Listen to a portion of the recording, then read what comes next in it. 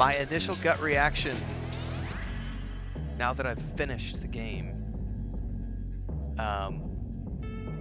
obviously my final review is going to be out on Sunday. My initial review after 30 hours, I gave it an 8 out of 10. I would say my gut reaction right now on the elevated high of having just experienced that at the end of a 10-hour stream is a solid 9 out of 10. Honestly, the only complaints that I have, and it's just the combat. Felt repetitive after about 30 hours of combat. That's really the only complaint I have at this point. Because even like the fetch quest thing is like, yeah, some of the fetch quest stuff is meh. That kind of factors in there a lot. But I tell you what, there was one gimmick I learned through my combat with the rogue, is that when you do your heavy attack spin move, you just ignore damage. Just hold down the Y button and he just does that rotation over and over and over, and you ignore everything. You ignore AoEs, you ignore heavy attacks, you ignore dragon bursts, you ignore everything, and you're literally immune to damage. And so that, once I learned that trick, the combat was no longer threatening. That's definitely gimmicky.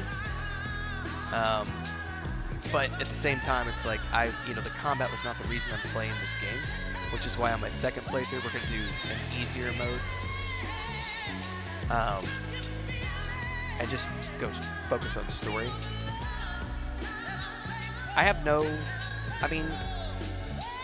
Combat in a combat-heavy game gets boring for me every time, whether it's God of War, Jedi Survivor, Starfield, Destiny 2. I just think that that's not a reason to crucify the game if the combat gets a little repetitive after 30 hours, because any game is gonna... World of Warcraft has fucking repetitive combat. I play World of Warcraft, the community that we have, and the raids that we do on Saturday nights. I don't play World of Warcraft for the combat. I mean, I love the story and everything else, but I don't play that game for the combat. So for me, if I strip the combat out of the equation, that would be a 10 out of 10 for me, hands down.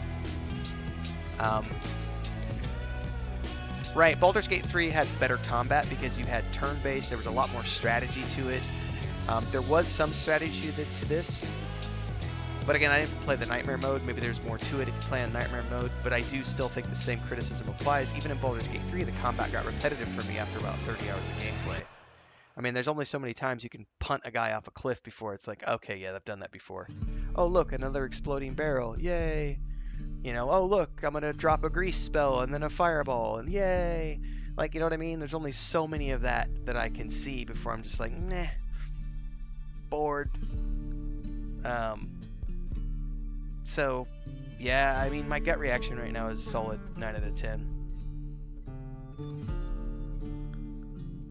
I will obviously, I'll do a final review on Sunday, but that's my gut reaction after just having finished the game.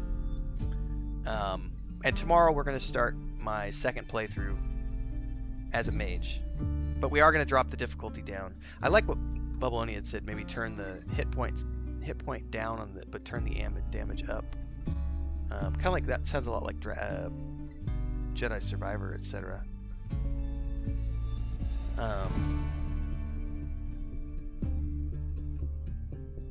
Anyway, we're going to continue on stream. We still got a little bit left in us because I want to talk about some stuff after the credits are over and after I see what's left after the credits. This little clip will get snipped out on YouTube, so like, subscribe, hit the bell icon so you never miss an update. We'll be continuing tomorrow.